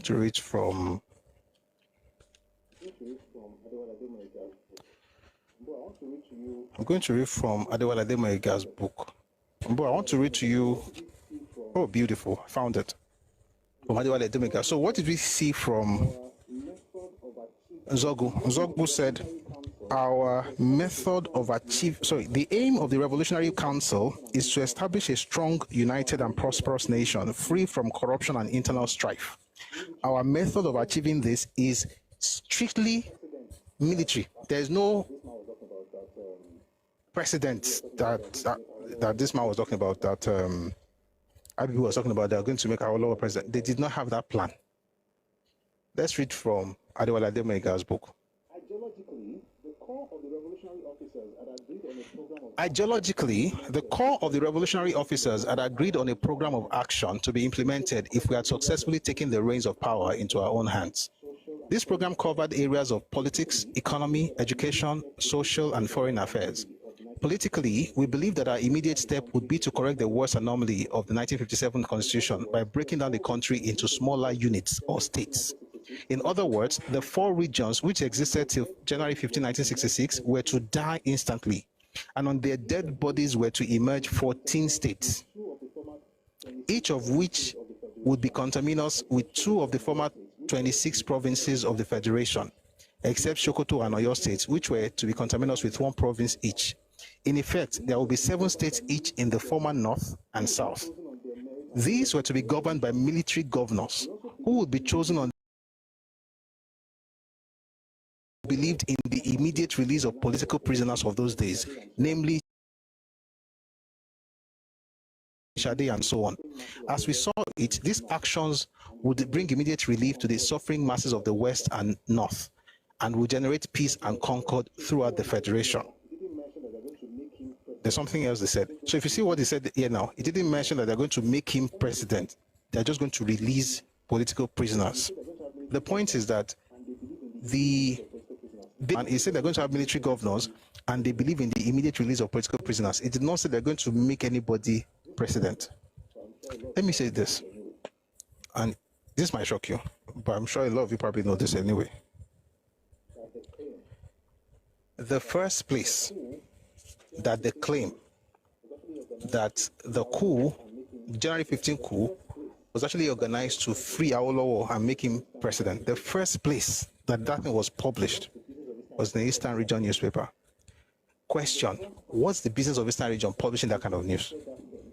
And the first time that Nzogu said that thing was in 1967 when he was interviewed by Tai Sholari. Question: why did it take him 18 months to tell us about Awo after Awo was already out of prison? No. Before Awo was not out of prison at the time. After they had already succeeded, once he had become head of government. Once he had become... No, Awo was out of prison. What am I saying? Awo was already out of prison. Awo came out of prison in August 12, 1966. It was in 67 They now told us that the reason for the coup of January 66 was to make Awo president. Even though while Awo was in prison, he wrote a letter. You find this in his book, Adventures in Power, Book 1, My March Through Prison. He wrote a letter to Ironsi. He didn't bring him out. It took, some people say August 12, some people say August 2. But the Gazette for his pardon was on August 12, but it may have been released around August 2nd or 3rd. A couple of days after Gowon became head of state. He became head of state August 1. So here's the thing. You planned the coup in January. You were there for 6 months. You didn't release him. Somebody gets there in August, releases him a couple of days after he became head of state. And then in 67, you are now saying, oh, we actually wanted to release him and make him president. How now? Let's go back to IBB's book, Time to Law. So when we read from Ademega, it did not say they're going to make him president. Let's finish with IBB's book. It says, those who argue that the original intention of the coup plotters was anything but ethnic refer to the fact that the initial purpose of the plotters was to release Chief Obafemi Awolowo from prison immediately after the coup and make him the executive provisional president of Nigeria. That's not true. That's why I put it in quotes. He also put it in quotes. Then it says, the fact that these Igbo officers will do this to a man. Listen, no. The fact that these Igbo officers will do this to a man not known to be a great lover of the Igbos may be giving the coup a different ethnic coloration. But again, I may be wrong here. Since this view is speculative, I admit that my position here may be the naive insights of an unsuspecting young officer who viewed events from a distance. That's the end. That's the end. I admit that my position, they say I may be wrong here, but again, I may be wrong here. Since this view is speculative, I admit that my position here may be the naive insights of an unsuspecting young officer who viewed events from a distance.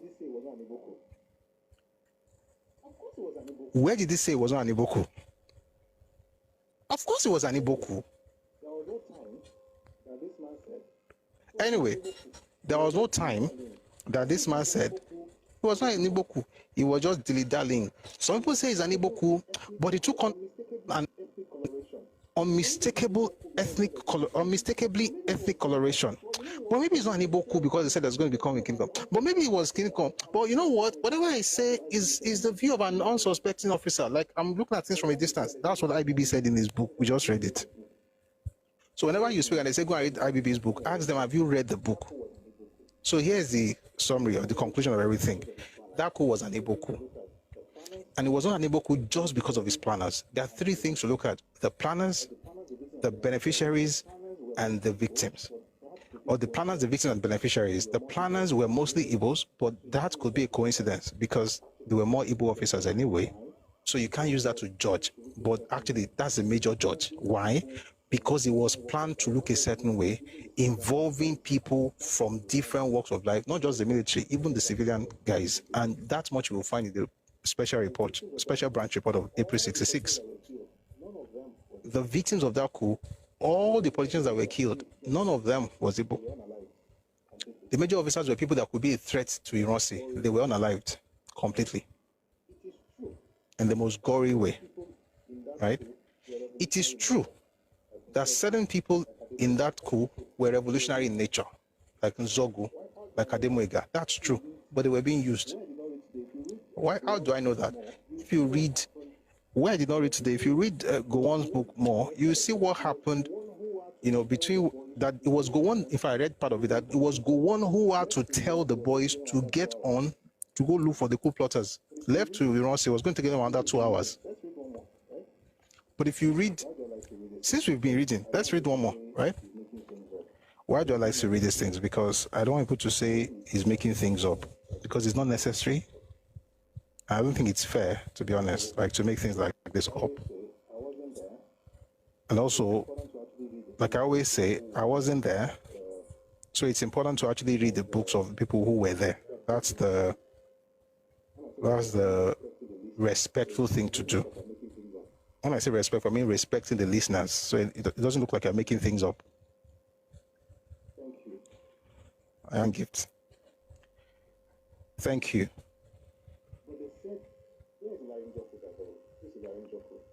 But they said, here's a Larinjoku, by the way. This is Larinjoku.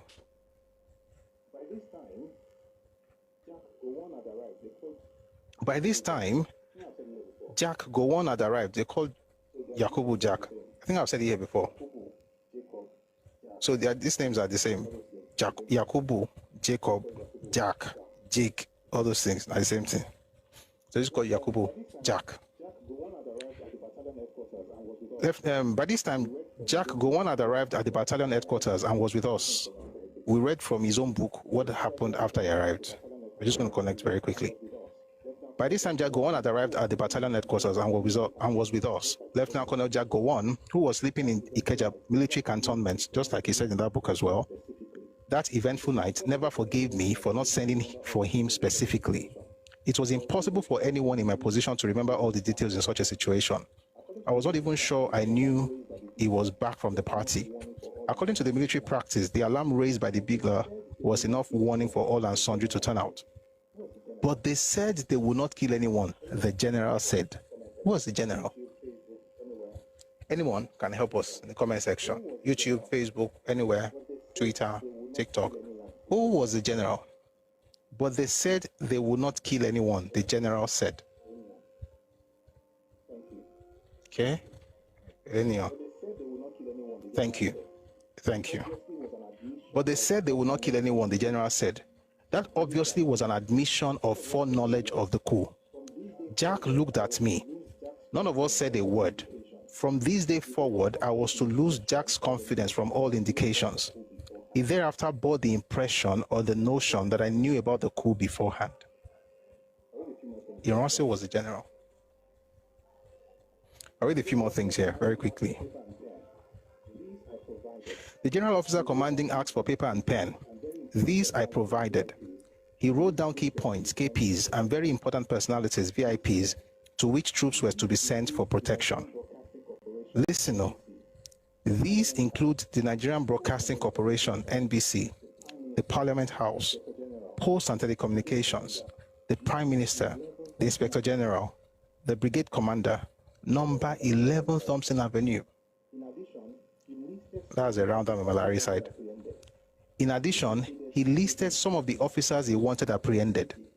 This included Major Ifajuna, Captain Oji, and Lieutenant Nwokocha. Of those three, two were among the planners of the coup. He had lost his nerves. His hands were shaking. His writing could not be read without difficulty. I asked him to have some coffee. He was grateful, and coffee was ordered for him. Jack and I did not take the coffee. During a conversation, the general officer commanding repeated his earlier statement, but they said there would be no bloodshed. That was in Rossi. Who had the day? They said, was what they were saying that, let me finish that one, that this man said, that he asked them, why are they still waiting? He says, after his briefing, General Rossi gave orders to the effect that it would take 2 hours before the first unit could get into town. This was the point at which Gowon really reacted. He asked about the approximate time the coup took place and found that the exercise had begun at about 3 a.m. He could not understand why it should take 2 more hours before the rebels should be tracked down. He then turned to his officers and tartly said, these people have got 2 hours ahead of us and we are giving them 2 more. I give every one of you 15 to 20 minutes to get ready. He then turned to the general and said, I am going. Curiously enough, Gowon observed that Colonel Njoku, who wrote the other book I just read, who had said nothing all this time, then asked him, if something happens to you, who would look after the boys? Gowon then retorted that if the officers who had been killed meant nothing to him, Njoku, they meant everything to Gowon.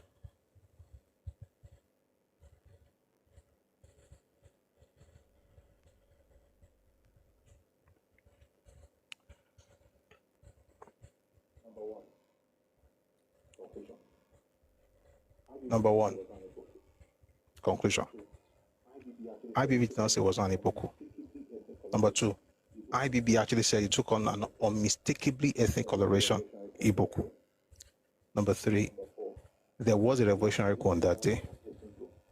Number four, this is not an attack on an ethnic group. It's just facts of history.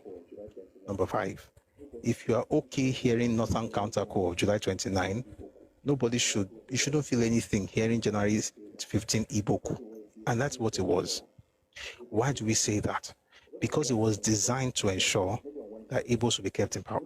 We're going to have another session on this, maybe on Friday, maybe on Wednesday. We'll look at the book called Beckon to Serve by Shehu Shagari. In that book, he mentioned the things that happened, how they were going to have an Igbo president, who was Azikiwe, an Igbo Senate president, Nwafọ Rizu, and an Igbo prime minister, Keon Badiwe.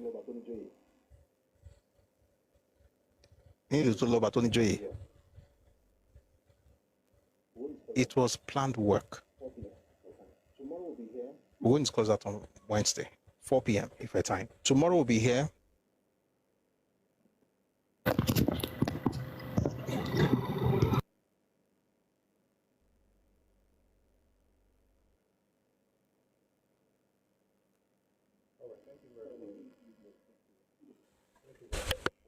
All right, thank you very much.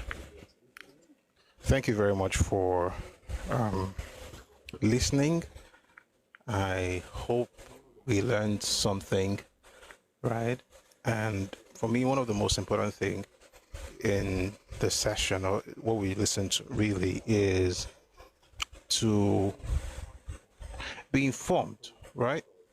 So people will throw titles at you, book titles and authors, and what they're doing basically is to appeal to your own, it could be maybe your ethnic loyalty, or to have that respect for an office like that of President Ibrahim Badamasi Babangida.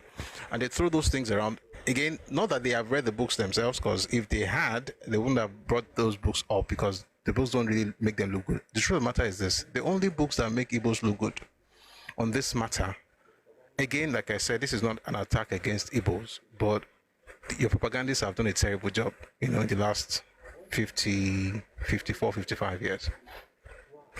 And what they've done, right, the only books, like I said, they actually try to make Igbos look good. I could even recommend those books to you. They are books written by Igbos. The only one that I think is very popular, that wasn't written by an Igbo person, is one by Frederick Forsyth, who himself, in his memoir, admitted that he was a propagandist, that he was actually biased towards Biafra and Igbo people. So the point is that we're not going to be moved by people's talking points, saying that, oh, it's not us, look at IBB's books. The truth of the matter is that these conversations are supposed to be had so that we know exactly where we're coming from, and then we're able to strategize and do better. It's not so much to blame anybody. However, if you take it as your lot in life to constantly gaslight others and lie and tell them nonsense based on what makes you feel good, then you should be ready to, face the consequences of the truth being exposed, not consequences of anything violent, but just consequences of your stupidity being made open by reason of the truth that has been published long before you started telling your lies, and even after you've been lying. So I hope this helps, right? There's some books I mentioned, please go to Redomit Global. You'll find the special branch report there. By the way, I didn't manufacture that. It was something that the government released. They didn't even release everything, to be honest. There's another part that they would have had the names of the civilians who helped the military boys in '66. They did not release those names. But if you put two and two together and you read the other books that I mentioned earlier, you'll be able to tell those. The truth of the matter is that we know those names, but may God have mercy on all of us. Interestingly, all of them are dead now. That's the funny thing. And all the things they did, they didn't really reap any great reward from it. That's the sad part. And that's why I'm looking at what's happening right now in Nigeria's history, with certain people going all over the place and just constituting news and say, oh, we are the ones that made Trump do this in Nigeria. It's this short-sighted way of doing things. You celebrate too early, and your plans are always, ridiculous anyway, because you're not strategic like that. So just like they failed in the 60s, they will still fail, and Nigeria will stand strong. Of course, it has to be restructured. A lot of things have to happen. Our security architecture has to be, revamped. The government has to take things a little more seriously, right? And hopefully we don't have carnage in Nigeria. All right, before we go, I don't know if anybody would like to say anything. I'll just take some responses before we close the session. We'll be here tomorrow, 4 p.m. Ife time, West African time. We're going to continue with the series, How the First Republic Ended. Our main text for the series is Beckon to Serve by Shehu Shagari. We couldn't go deep into it yesterday because we had a lot to discuss, but we're going to discuss that tomorrow. So please join us. It's a full session. We'll be on camera and the works. 4 p.m. Agomeri. 4 p.m. Ife time, West African time. That will be when we start tomorrow. But I'm just going to check to see if anybody has any stuff in the comment section, and I could just read those things out. All right, YouTube, I think we already answered them in the comment section earlier. Thank you very much for being here on YouTube. Come around on YouTube today, which was very, very good. I really liked it. Like loads of people. For the first time, we had more people on YouTube than on TikTok today. That's good. Thank you very much, folks.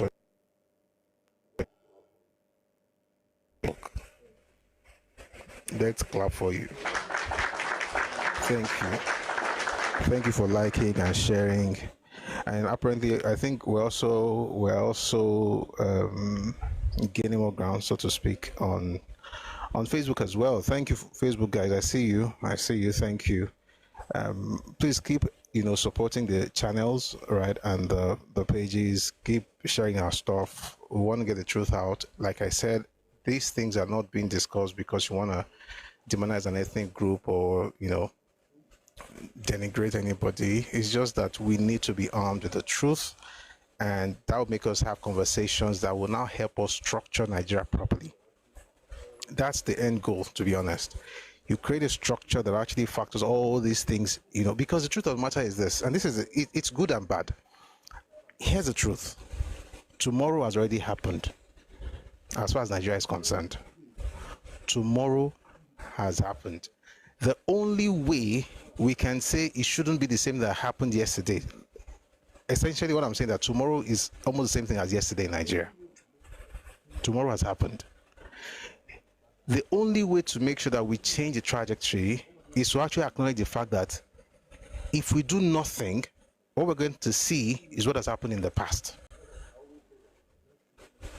It's going to be a repeat. And that's why I always say that Nigeria's news, to me personally, feels like deja vu. Like you've seen this before. That's because you've studied the history. But the only way we can, change things is to acknowledge what has happened, learn from what has happened, and then use the lessons from that to redesign the country, whether it's structurally in our politics, in different areas and walks of life. We can now make things better. That's why I do these things, to be honest. It has nothing to do with, somebody doesn't like some people. That I don't have time for that. I think that folks, whether you're in a political post at the moment, you can learn from this. And like I always say, you might be the one sitting at the table making these decisions. Remember these things. Don't wish them away. Don't assume that it will not happen again. It's literally happening today. Don't wish those things away. Remember, so that when you're coming up with policies for Nigeria, think about these things so that you create the right ones that will not, people assume that you make laws for the best of us. I think you make laws, lawmakers assume the worst of men. It would be very naive for anyone to say, okay, we're going to create these things for Nigeria, this plan for Nigeria, this structure for Nigeria because we are good people, great nation. It sounds nice, but it's very naive. You have to assume that people are going to do worse than what they've done before. And then you now create a structure that, is able to contain such excesses. E.g., Indigenous Status Bill is the same thing as what happened in the 60s and the 50s and the 40s. Nothing has changed. The more things change, the more they remain the same. So that's why we have this conversation. So if you're one of the decision makers, please remember these things when you make decisions for Nigeria. And if you're in the room when decisions are being made, maybe you're not a decision maker, but you have the ears, use this to, let's use it to advise ourselves so that we do the right thing for our country. Thank you very much. So I said I was going to check Facebook. 1 second.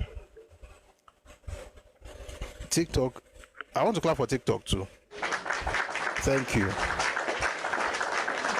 The TikTok app is our host, and I'm glad to have everybody. Although we had more people on YouTube today, so let's do competition. Let's make sure that tomorrow we can multiply what we had yesterday on TikTok by 2, and then YouTube also do their own. All right, and for our folks on Facebook, thank you for being here. All right. We didn't stream on Twitter today, but we put a link there. And I think some of them might have gone to YouTube to watch. But thank you very much for being here, everyone. We'll be here again tomorrow, along at 4 p.m. Ife time, West African time. We're discussing a very, very important topic, and it's the topic is, dear Lord, how the First Republic ended. All right. How the First Republic ended. That's the topic for tomorrow. Okay. We're going to part 2 tomorrow, and then we'll go deep into it. We're looking at the book by former President Shehu Shagari. The book is titled Beckoned to Serve. I'm sure you're going to like it. All right. Thanks everyone for making today's session a success, whether you're on YouTube, on Facebook, or here on TikTok. Lovely to have this session with all of us. Before we go, like always, we're going to play our anthems, the Nigerian anthem and also the Yoruba anthem. And once we're done, we'll say goodbyes, and then we'll see tomorrow, 4 p.m.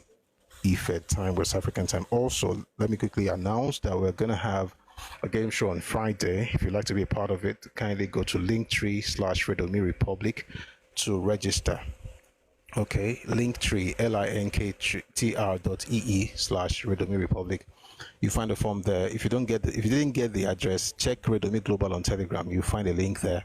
Just register. It's a form, few questions. We have your details. We'll bring you up on Friday. That will be on TikTok. And you can answer questions and win some money. There'll be cash prizes. So yeah, we'll love to have you on Friday. As many people as possible, maybe 3, 4 on Friday, and then we'll have more people going forward. Thank you very much for being here. All right, let's have our anthems, the Nigerian anthem first, and then we'll have the Yoruba anthem. Thanks a lot.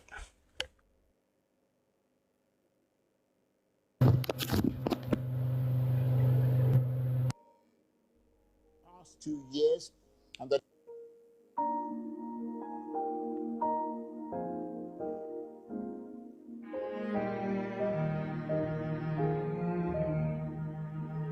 Nigeria,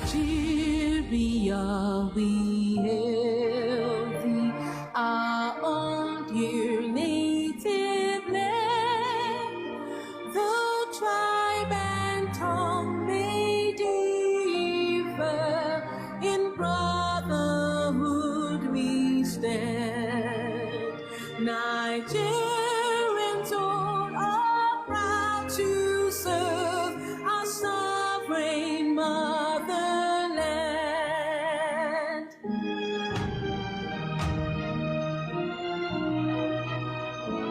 Our flag shall be a symbol that truth and justice reign. In peace or battle honored, and this we count as gain. To hand unto our children a banner without stain.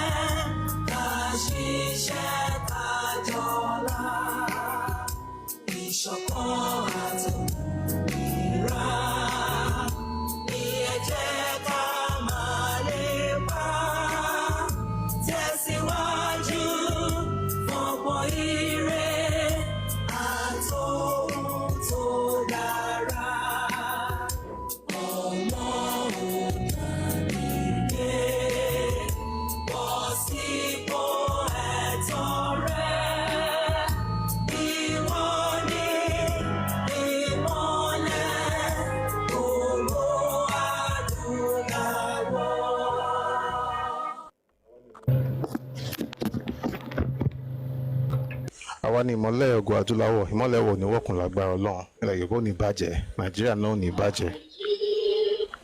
Thank you very much for being part of today's session. I really appreciate you coming here. Thank you. See you tomorrow at 4 p.m. Ife time, West African time. We're going to continue with our series, How the First Republic Ended. And we're going to be looking at using the book by, our main text, I should say, would be the book by President Shehu Shagari, Beckons to Serve. Do have a lovely evening. I'll see you tomorrow. All right, have a lovely one. God bless you. Good all.